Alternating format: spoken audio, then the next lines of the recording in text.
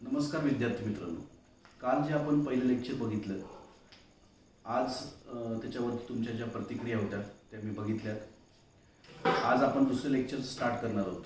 आज आपण ज्या लेक्चरमध्ये काय काय बघणार आहोत त्याचं मी तुम्हाला सुरुवातीला सांगतो, इंट्रोडक्शन देतो की आपल्याला आज काय काय बघायचं. सगळ्यात पहिले आपण बघणार आहोत रेशो.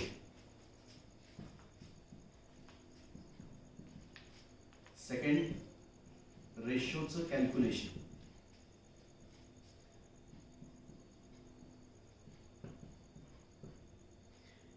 रेशो आणि रेशोचं कॅल्क्युलेशन ह्या दोन गोष्टीवरती आज आपण फोकस करणार आहोत. सगळ्यात पहिले आपण रेशो म्हणजे काय हे समजून घेऊ, त्याच्यानंतर रेशोचं कॅल्क्युलेशन कसं होतंय ते त्यानंतर आपण बघू. रेशो म्हणजे काय, जर समजा ए आणि बी नावाचे दोन पार्टनर्स असतील, ए आणि बी नावाचे दोन पार्टनर्स एखादा बिझनेस करत असतील तर त्यांचा प्रॉफिट महिन्याला 10,000 रुपये होतो. ए आणि बी ह्या दोन पार्टनरचा बिझनेस जे काही असेल त्याच्यामधनं त्यांचं प्रॉफिट होतं 10,000 रुपये. मग 10,000 रुपये प्रॉफिट असल्यानंतर एला किती भेटला पाहिजे प्रॉफिट आणि बीला किती भेटला पाहिजे प्रॉफिट, ह्या दोघांचं कंपॅरिझन करणं म्हणजेच त्या दोघांमध्ये रेशो काढणं. त्या दोघांमध्ये कंपॅरिझन करणं म्हणजेच रेशो करणं, रेशो काढणं म्हणजे रेशोचं कॅल्क्युलेशन. आता हे रेशो काढताना त्यासाठी काय स्टेप्स आहेत ते आपण शिकूयात. पण पहिले रेशो हे समजलं का, दोन पार्टनरमध्ये, आता मी सांगतोय म्हणून फक्त दोनच पार्टनर असतील का दरवेळेस, नाही. एखाद्या बिझनेसमध्ये 3 पार्टनर असतील, एखाद्या पार्टनरशिप फर्ममध्ये 4 पार्टनर असू शकतात. मिनिमम पार्टनरशिपसाठी 2 रिक्वायरमेंट आहेत. कशाचे 2, तर मिनिमम 2 पार्टनर्स असणं आवश्यक आहे. एखादा बिझनेस असेल तर त्याच्यामध्ये सुद्धा 2 पार्टनर्स असणं आवश्यक आहे का, नाही. इंडिव्हिज्युअल एखादा पार्टनरशिप एखादा बिझनेस माणूस करू शकतो, पण पार्टनरशिप करत असताना मिनिमम 2 पार्टनर्सची आवश्यकता आहे. पार्टनरशिप ॲक्ट जे आहे त्याच्यात एक पार्टनरशिप डीड नावाचा एक कन्सेप्ट आहे. पार्टनरशिप डीडमध्ये असं सांगितलं की minimum 2 partners must be there, म्हणजे मिनिमम 2 पार्टनर्स असतील तरच पार्टनरशिप होऊ शकते. आता आपण बघूयात रेशोचं कॅल्क्युलेशन. रेशोचं कॅल्क्युलेशन म्हणजे काय, तर दोन व्यक्तीमध्ये होणारा प्रॉफिट, मी सांगतोय प्रॉफिट एखाद्या बिझनेसमध्ये लॉस पण होऊ शकतो. मग लॉस जरी झाला किंवा प्रॉफिट जरी झाला, त्याचं डिस्ट्रीब्युशन हे त्यांच्या रेशोमध्ये डिस्ट्रीब्यूट करायचं. ते कसं ते बघू. समजा सचिन आणि विद्या, सचिन आणि विद्या हे 2 पार्टनर्स आहेत आणि त्यांचा रेशो आहे 1:1. आणि ह्या दोघांचा बिझनेस काय आहे, तर हे बुक स्टॉल आहे. ह्या दोघांचं, हे दोघंजण काय करतात, तर त्यांचं एक छोटंसं दुकान आहे आणि त्या दुकानामध्ये ते बुक सेल करतात. त्यांचा महिन्याला जर समजा प्रॉफिट झाला 10,000 रुपये, त्यांचा प्रॉफिट झाला 10,000 रुपये, त्यांचा रेशो आहे 1:1. ह्याचं कॅल्क्युलेशन कसं करायचं, तर 10,000 आणि 2 पार्टनर, त्यांचा रेशो 1:1. मी सिम्पली काय करतोय, 1+1 म्हणजे 1+1 2. 1:1च्या ठिकाणी जिथं मी 2 डॉट, ह्याला रेशोचा सिम्बॉल म्हणायचा, ह्याला रीड असं करायचंय 1:1 म्हणजेच 1+1 = 2. 10,000 भागिले 2 म्हणजे 5,000. ह्या सिच्युएशनमध्ये एला म्हणजे सचिन जो पार्टनर आहे त्याला किती रुपये भेटणार आहेत, तर 5,000 रुपये भेटणार आहेत. सचिनचा झाला प्रॉफिट 5,000 रुपये आणि विद्याचा प्रॉफिट झाला 5,000 रुपये. कळतंय, सचिनचा प्रॉफिट झाला 5,000 रुपये, विद्याचा प्रॉफिट झाला 5,000 रुपये. जेव्हा सचिन आणि विद्या हे दोघंजण बिझनेस करतायत, त्या दोघांचा प्रॉफिट 10,000 रुपये. जेव्हा त्यांचा रेशो 1:1 आहे, म्हणजेच आपण काय केलं, 10,000 भागिले 1+1 म्हणजे 2, 10,000 भागिले 2 म्हणजेच 5,000. सचिनला मिळत आहेत 5,000 रुपये आणि विद्याला मिळत आहेत 5,000 रुपये. म्हणजे जर समजा एखाद्या बिझनेसमध्ये जो काही प्रॉफिट असेल किंवा लॉस असेल, ते सगळं डिस्ट्रीब्युशन ह्या गोष्टीवरती चालणार आहे. That is called as ratio. म्हणजे रेशो कॅल्क्युलेशन जर समजा व्यवस्थित जमले तर आपला जो 12वीचा सिलेबस आहे ज्याच्यामध्ये आपल्याला 10 चॅप्टर शिकायचे आहेत, त्या प्रत्येक चॅप्टरमध्ये हे रेशो लागणार आहे तुम्हाला. बेसिकली सगळ्यात बेसिक कन्सेप्ट काय आहे, तर रेशो व्यवस्थित जमले पाहिजेत. एखाद्या प्रॉब्लेममध्ये 1:3, 1:4, 4:1, 2:3, 5:7, 1/3, 1/3 2/3 कधी असं रेशो विचारतात 1/3:2/3 म्हणजे ह्याचा डिनॉमिनेटर जो आहे तो 3 आहे, ह्याचा डिनॉमिनेटर जो आहे तो 3 आहे. ह्याला आपण रीड कसं करणार आहे 1/3 किंवा 2/3 ह्याला म्हणायचं डिनॉमिनेटर आणि ह्याला म्हणायचं न्यूमरेटर. मराठीत ह्याला म्हणायचं अंश, ह्याला म्हणायचं छेद. ज्या गोष्टीमध्ये ज्या रेशोमध्ये दोन्ही गोष्टीचा छेद जेव्हा सेम असेल, ह्याचा छेद किती आहे 3, ह्याचा छेद किती आहे 3, म्हणजेच ह्या दोघांचा न्यूमरेटरचा जो काही रेशो असेल म्हणजे अंशातला जो रेशो असेल तोच रेशो घ्यायचा आहे 1:2. 1/3:2/3 डिनॉमिनेटर सेम म्हणजे दोघांचाही छेद सेम. इथं किती आहे 3, इथं किती आहे 3, दोघांचा डिनॉमिनेटर सेम म्हणजेच अंशातला जे काही असेल तोच रेशो कंटिन्यू करायचा आहे इज इक्वल टू 1:2. कळतंय? अशा प्रकारचे आपण काही एक्झाम्पल्स आज आपण सॉल्व्ह करणार आहेत. मी विद्यार्थी मित्रांना सांगतो की आपण जे आजपासून जे लेक्चर चालू करतोय, काल आपलं इंट्रोडक्शन लेक्चर होतं, पण आजच्या लेक्चरपासून हा व्हिडिओ बघत असतानाच तुमच्या हातामध्ये वही आणि पेन घेऊन बसा. कारण जेव्हा मी प्रॉब्लेम सॉल्व्ह करतोय सेम प्रॉब्लेम तुमच्या नोटबुकमध्ये ते दिसले पाहिजे. तुम्ही जोपर्यंत प्रॅक्टिस करणार नाहीत, जोपर्यंत तुम्ही स्टार्ट करणार नाही तोपर्यंत कन्सेप्ट तुम्हाला असं वाटेल की सर शिकवत आहेत, आम्हाला ते व्हिडिओमध्ये दिसतंय, पण हे कन्सेप्ट तुमच्या हाताखालनं गेले पाहिजेत. तेव्हा तुमचं रेशो आणि त्याचं कॅल्क्युलेशन परफेक्ट होणार आहे. ठीक आहे, आपण आता सेकंड सम बघू.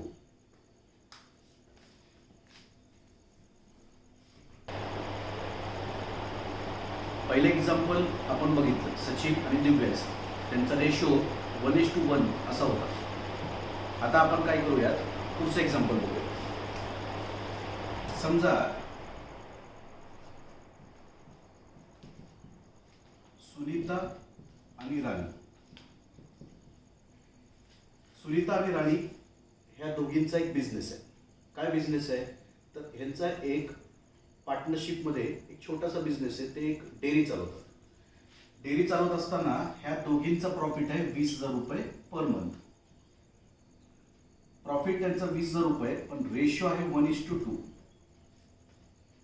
तर सिंपल आपण काय करतो 20,000 भागिले 1+2, 20,000 भागिले 1 अधिक 2 म्हणजे 20,000 भागिले 3,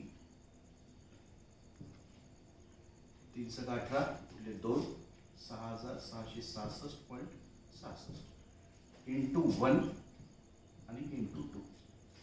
बघा मी काय करतोय 20,000 भागिले 3 म्हणजे आले 6,666.66. म्हणजेच सुनीताला देताना आपण 6,666.66 इंटू 1 आणि राणीला देत असताना 6,666.66 इंटू 2. म्हणजेच सुनीताला आपल्याला द्यायचे 6,667 आणि राणीला द्यायचे 13,333. कळतंय? 20,000 भागिले 3 6,666.66 आहे, पण मी इथं किती घेतलंय 6,667. पॉईंटचं कॅल्क्युलेशन करत असताना 5च्या वरती जर डिजिट गेलं म्हणजे 6,666.5 जरी असेल तर 6,667 घ्यायचं. 5च्या खाली असेल तर किंवा 4 असेल, 5 किंवा 4 असेल तर 6,666 घ्यायचं. 6,666 सुनीताला भेटले असते आणि 13,334 हे राणीला भेटले असते. टोटल हे 20,000 आले पाहिजेत, हे नीट लक्षात घ्या. जर समजा 10,000 डिस्ट्रीब्यूट करायचे, हिला 6,000 दिले, हिला 4,000 दिले, हिला 5,000 दिले, हिला 5,000 दिले, हिला 4,999 दिले, म्हणजेच राणीला 5,001 द्यावं लागणार. कारण जी काही टोटल अमाऊंट आहे ते डिस्ट्रीब्यूट झाली पाहिजे. आता 6,667 प्लस 13,333 म्हणजेच 20,000 रुपये हा जो काही त्यांचा प्रॉफिट होता तो डिस्ट्रीब्यूट झालेला. कळतंय? आपण पहिले एक्झाम्पल बघितलं सचिन आणि विद्याचं, त्याच्यामध्ये प्रॉफिट शेअरिंग केलं आपण 1:1 रेशोनी. त्यानंतर सुनीता आणि राणीचं आपण कॅल्क्युलेशन बघितलं, त्याच्यामध्ये त्यांचा प्रॉफिट होता 20,000 रुपये आणि त्यांचा रेशो होता 1:2 मध्ये. आता आपण थर्ड एक्झाम्पल बघूयात. कुठलं एक्झाम्पल बघूयात तर दोन पार्टनरमध्ये जर समजा लॉस होत असेल, दोन पार्टनरमध्ये जर समजा लॉस होत असेल तर ते डिस्ट्रीब्यूट कसं करायचं. एक्झाम्पल निखिल आणि तात्या. निखिल आणि तात्या हे दोघ जण पार्टनर आहेत आणि त्यांचा रेशो आहे 2:3. त्यांचा रेशो किती आहे? 2:3. आणि लॉस झालाय त्यांचा 16,000 रुपये. किती लॉस झालाय? 16,000 रुपये. मग 2 + 3 म्हणजे किती? 5. 2 + 3 म्हणजेच 16,000 भागिले 5. 5 × 15 उरला 1, 3,200. मग याचं कॅल्क्युलेशन कसं करणार? तर निखिल ला 3,200 × 3 आणि तात्या 3,200 × 2 म्हणजेच 9,600 आणि 6,400. 9 × 6 = 15, 6 × 4 = 10 म्हणजेच 16,000 रुपये. ही जी टोटल आहे ती आली पाहिजे रेशो मध्ये डिस्ट्रीब्यूट केल्यानंतर. आता ह्या दोघांचा लॉस आहे, पण लॉस असताना सुद्धा आपण त्यांच्या रेशो मध्ये डिस्ट्रीब्यूट करतोय 2:3 मध्ये. एक्झाम्पल कळाले? व्यवस्थित कळाले? आपण आता पुढचं एक लॉसचं एक्झाम्पल बघूया.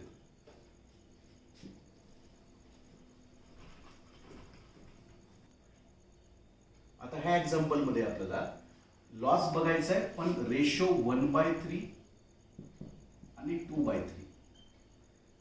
आणि पार्टनरचे नाव आहेत ओमकार आणि प्रथमेश. ओमकार आणि प्रथमेशचा जो काही बिझनेस आहे त्यांचा रेशो आहे 1:3 1/3 याला रीड कसं करणार तुम्ही? 1/3 ह्या दोघांचा रेशो मधला डिनॉमिनेटर सेम आहे. इथं पण 3 आहे, इथं पण 3 आहे. त्याच्यामुळे न्यूमरेटर मधला जो काही रेशो असेल त्याचं आपल्याला कॅल्क्युलेशन करायचं 1:2. ह्या दोघांचा लॉस जर समजा 50,000 रुपये झाला, लॉस किती झाला? 50,000 रुपये. 50,000 भागिले 1 + 2 म्हणजे 3. 3 × 3 3 × 18 16,666.66 म्हणजेच आपण किती घेणार? 16,667. ओंकार आणि प्रथमेश याचं कॅल्क्युलेशन कसं करणार? ओंकारला जाणार 16,667 × 1 आणि प्रथमेशला जाणार 16,667 × 2 म्हणजे ह्याला जाणार 16,667 आणि 16,667 × 2 म्हणजे 33,334. म्हणजे टोटल 33,333 आणि 16,667 ह्याची टोटल 50,000 येते. म्हणजे प्रॉफिट असू द्या किंवा लॉस असू द्या, ह्याच्यामध्ये आपण काय नवीन कन्सेप्ट बघितला? 1/3 असेल. डिनॉमिनेटर जर समजा सेम असेल तर न्यूमरेटर म्हणजे दोघांचा जर समजा छेद समान असेल तर अंशामधला जे काही त्यांचा रेशो आहे तोच आपण कॅल्क्युलेशनसाठी घेणार आहोत. म्हणजेच 1:2. 50,000 रुपये त्यांचा लॉस झाला होता. 50,000 भागिले 1 + 2 3 50,000 भागिले 3 म्हणजे 16,666.66. 16,667 आपण याच्यासाठी घेतोय कारण 0.5च्या वरती गेलाय. 16,667 × 1 ओंकार आणि प्रथमेशला किती भेटतील? तर 16,667 × 2 म्हणजे 33,334 ह्याला प्रथमेशला आणि 16,667 ओंकार. कळतंय? हे झालं रेशोचं कुठलं? तर लॉसचं कॅल्क्युलेशन. लॉसच्या कॅल्क्युलेशनमध्ये किंवा प्रॉफिटच्या कॅल्क्युलेशनमध्ये आपण आज हे शिकलो की जर समजा प्रॉफिट होऊ द्या किंवा लॉस होऊ द्या, त्यांच्या रेशोमध्ये डिस्ट्रीब्यूट करत असताना त्यांचं कॅल्क्युलेशन हे प्रॉफिट किंवा लॉस ह्याच्याशी रिलेटेड सेम असणार आहे. ठीक आहे? समजा कौस्तुभ आणि समर्थ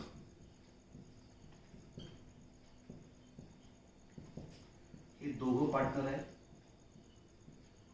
आणि ह्यांचा रेशो 1/2 to 1/2.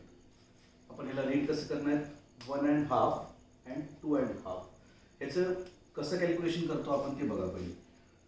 बे + 1 म्हणजे 3/2 बे एक बे प्लस 1, 2 प्लस 1 3, छेदर छेद. 2 × 2 4, 4 प्लस 1 5, डिनॉमिनेटरला 2 म्हणजे 5/2. कळलं का नाही कळलं? पुन्हा एकदा बघा. बे एक बे प्लस न्यूमरेटरचा 1 म्हणजे 3, डिनॉमिनेटर जसं आहे तसं 3/2. इथं बे दोन्ही 4 प्लस 1 म्हणजे 5, डिनॉमिनेटरला 2 जसं आहे तसं. आता ह्या दोन्हीचा डिनॉमिनेटर म्हणजे 2 आणि इथं 2 हे सेम असल्यामुळे त्यांचा न्यूमरेटरचा जो काही रेशो असेल तोच रेशो आपण कॅल्क्युलेशनसाठी घ्यायचा. 3:5. किती प्रॉफिट आहे त्यांचा? तर प्रॉफिट आहे 60,000 रुपये. 60,000 प्रॉफिट आहे आणि त्यांचा रेशो आहे 3:5 म्हणजे 3 + 5 8. याचं कॅल्क्युलेशन 4 न 15,000, 4 2 8, 2 7,500. तर 7,500 × 3 आणि 7,500 × 5 किती येते ते कॅल्क्युलेट करा आणि बघा. 0 0, 3 5 15, 3 7 21 आणि 22. 5 0 0, 5 5 25, उरले 2, 5 35 आणि 2 37. म्हणजे 22,500 आणि 37,500 ह्याची टोटल तुमची 60,000 आली पाहिजे. मी पुन्हा एकदा सांगतोय, रेशो कॅल्क्युलेशन व्यवस्थित समजून घ्या. हे कॅल्क्युलेशन करत असताना पोरं इथं गडबड करतात. 1.5, 2 × 1 2 प्लस 1 करणं विसरतात, 2/2 लिहितात. 2 × 2 4 प्लस 1 म्हणजे 5/2च्या ठिकाणी 2 × 2 4, 4/2 करतात. हे नसलं पाहिजे. जो कुठला छेद आहे म्हणजे डिनॉमिनेटर इंटू बाजूची साईडला जो काही आपला डिजिट आहे त्याला मल्टिप्लाय करा प्लस न्यूमरेटर त्याच्यात ॲड करा. म्हणजेच छेद इंटू बाजूचा जो आकडा आहे तो त्याच्यात ॲड करा. छेद आणि बाजूचा जो आकडा आहे त्याला गुणा आणि वरचं जे न्यूमरेटर त्याच्यात ॲड करा भागिले जे काही छेद असेल तो. सेम छेद इंटू बाजूचा जो काही आकडा असेल त्याला मल्टिप्लाय करा प्लस न्यूमरेटर जे काय असेल त्याच्यात ॲड करा, छेदाला छेद ठेवा. म्हणजेच किती आलं? 3/2 = 5/2. दोघांचाही डिनॉमिनेटर म्हणजे दोघांचाही छेद सेम असल्यामुळे न्यूमरेटर म्हणजे अंशातलं जे काही कॅल्क्युलेशन आहे तेच तुम्हाला रेशोच्या कॅल्क्युलेशनसाठी घ्यायचं आहे, जे काय 3:5. त्यांचा प्रॉफिट आहे 60,000 रुपये. 3 + 5 = 8 म्हणजे 60,000 भागिले 8. त्याचं कॅल्क्युलेशन आपलं आलं 7,500 रुपये. 7,500 × 3 आणि 7,500 × 5 कारण त्यांचा रेशो आहे 3:5. म्हणजेच कौस्तुभचा प्रॉफिट झाला 22,500 आणि समरचा प्रॉफिट झाला 37,500. असं हे रेशोचं कॅल्क्युलेशन आपण बघायचं. सगळ्यात पहिले आपण बघितलं सिम्पली 1:1 रेशो. नंतर बघितलं 1:2. नंतर आपण बघितलं 1/3, 2/3. नंतर आपण बघतोय 1.5 = 2.5. म्हणजे जे काही रेशोचं आपण कॅल्क्युलेशन बघतोय, प्रॉफिट असू द्या किंवा लॉस असू द्या, कॅल्क्युलेशन सगळ्यांचे सेम राहतील. कॅल्क्युलेशन प्रॉफिट आणि लॉससाठी वेगळे आपण न करता जर समजा पॉईंटच्या कॅल्क्युलेशनमध्ये आपण गेलो 5च्या वरती जर समजा गेलो तर आपण पुढचं डिजिट घ्यायचं. म्हणजे 6,666.66 असेल तर आपण तिथं किती घेतलं? 6,667. 7,575.5 असेल तर 7,575च घ्यायचं. 0.5च्या जर अलीकडचा असेल तर अलीकडचा डिजिट घ्यायचा आहे आणि 0.5च्या वरती जर जात असेल तर पुढचा डिजिट घ्यायचा आहे. हे झालं रेशो आणि रेशोचं कॅल्क्युलेशन. आजसाठी आपल्याला एवढंच फक्त बघायचं होतं, रेशो आणि रेशोचं कॅल्क्युलेशन. विद्यार्थी मित्रांनो, आज आपण बघितलं रेशो आणि त्याचं कॅल्क्युलेशन. हे सगळं करत असताना सगळ्यात बेसिक गोष्ट आज ही लक्षात घ्या की टेबल्स म्हणजे पाढेपाठ असले पाहिजेत. आज आपण लॉकडाऊनमुळे जे घरात बसलेलो आहोत ह्याच्यात थोडासा वेळ काढून पाढेपाठ करा. दुसरी गोष्ट ह्याच्यात महत्त्वाची मला ही सांगावीशी वाटते की बऱ्याच स्टुडंट्स मला विचारत आहेत की सर आमचा बॅच कोड काय? बॅच कोड हा प्ले स्टोअरवरती तुम्ही स्टेप्स अकॅडमीचा ॲप डाउनलोड केले. एक 2 ते 3 दिवसात तुम्ही एखाद्या बॅचमध्ये ॲड होताल. ॲड झाल्यानंतर तुम्हाला बॅच कोडची काहीही गरज लागणार नाही. त्यानंतर आपण जे हे व्हिडिओ लेक्चर्स करतोय जे व्हिडिओ तुमच्यापर्यंत पोहोचत आहेत तुम्ही त्याच्यावरती अभिप्राय देताय की सर व्हिडिओ चांगला झाला, आम्हाला लेक्चर आवडलं. पण हे सगळं करत असताना एक गोष्ट लक्षात घ्या की ॲपवरती आपण जे ऑनलाईन लेक्चर्स करणार आहोत ते वेगळं आहे. पण हे जे लेक्चर्स आहेत हे तुम्हाला जे यूट्यूबवरती जी लिंक खाली येते त्या लिंकला तुम्ही लाईक करा, सबस्क्राईब करा आणि त्याच्यावरती कमेंट करा. प्लस हे सगळं करत असताना आपले काही विद्यार्थी मित्र कोणी राहिले असतील तर त्यांच्यापर्यंत हे शेअर करा. कारण जोपर्यंत लॉकडाऊन उठणार नाही आहे तोपर्यंत आपण ऑनलाईन क्लासेस हे असेच घेणार आहोत जे की फ्री असणार आहेत. ज्यानंतर जे आपले क्लासेस चालू होतील आपल्या क्लासेसमध्ये सर इकडून ॲडमिशन किंवा तिकडून ॲडमिशन अशा बऱ्याच स्टुडंटचे रिक्वायरमेंट आहे.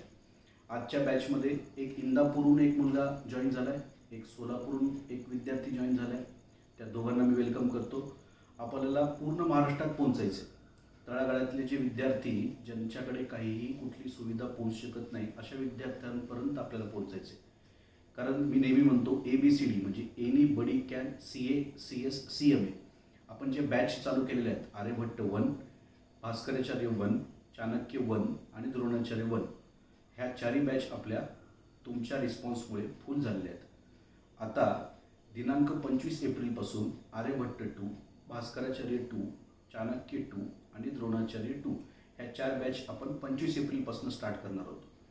ह्या बॅचमध्ये जे ॲड झालेले आहेत ऑलरेडी आर्यभट्ट 1, भास्कराचार्य 1, चाणक्य 1 आणि द्रोणाचार्य 1 ह्या 4 बॅचमध्ये स्टुडंट त्या बॅचमध्ये असणार नाहीत. त्याच्यामुळे तुमचे जे काही मित्र असतील, मैत्रिणी असतील त्यांना हे शेअर करा. यूट्यूबचे लिंक शेअर करा. आपलं प्ले स्टोअरवरती जे ॲप आहे त्याची लिंक शेअर करा. आपले कॉन्टॅक्ट नंबर जे आहेत क्लासेसचे ते शेअर करा. म्हणजे हेल्पलाईन आपलं सेंटर क्लासचं 24/7 चालू असणार आहे.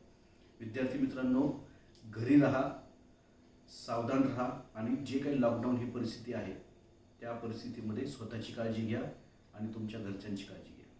ठीक आहे. धन्यवाद.